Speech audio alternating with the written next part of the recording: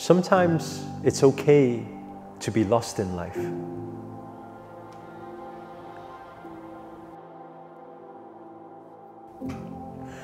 We live in a world of duality.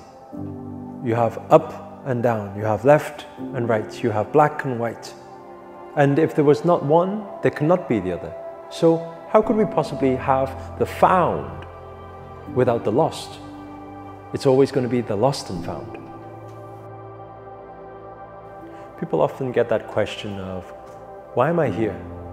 Why do we do what we do? What is the purpose in life?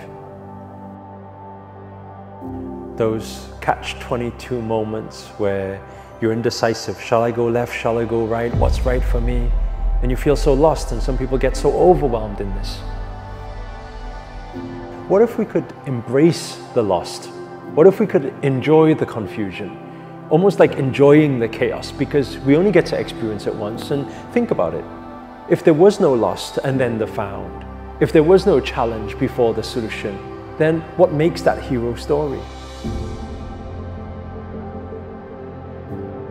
That glorifying moment of being able to achieve the things that you wanted to achieve, to be able to find yourself again. You will not experience if there was not the other side that you experienced. You see, when somebody gets very overwhelmed by the challenges that are happening, what are you focusing on in that moment? You focus on the problems. And what you focus on expands. When you focus on that, it spirals, and you start also using law of attraction to manifest more of that in your sequence. This is the biggest reason to why most people, they are lost for many, many years. So how do you get the finding? On the seeker's journey, we say, ask the right questions. My master always says, if you ask the right questions, the answers will come. I remember somebody came up to me once, they said, you said that with questions comes answers. I've been asking a lot of questions. Why is this happening to me? Why are they doing this to me? Why are they treating me that way? Why did that person leave me? I said, you're asking the wrong questions, you see? The right questions is in the up direction. So if we ask the questions, how do we get out of this? What is the best way to get out of this? We always say it's never the lack of resources, it's only ever the lack of resourcefulness. So how do you get resourceful? Because once you become solution focused, then the mind has its miraculous ways to connect with the universe, and the universe will give you the opportunities and the answers to your problems.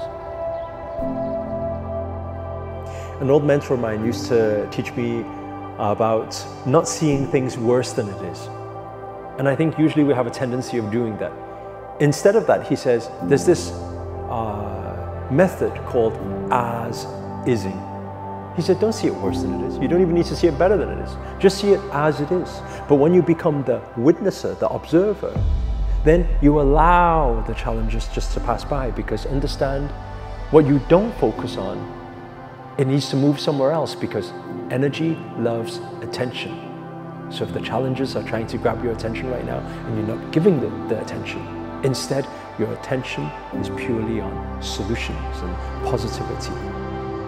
Then if you can look up, you can rise up. So my final words for you is simple. There's no such thing as a problem without a solution. There's always a way. People say there is light at the end of the tunnel. But what if the tunnel doesn't need to be so long? If you start looking for the lights right now and you focus on the light will expand and it will come very, very quickly for you. As long as you have faith, you trust in the divine energies of balance in this world, yin and yang, up and down, and understand that as nature has it, there are no storms that last forever. Keep your head up high, keep moving forward, and go find the light. Once you find the light, you become the light. Once you become the light, then you shine your light.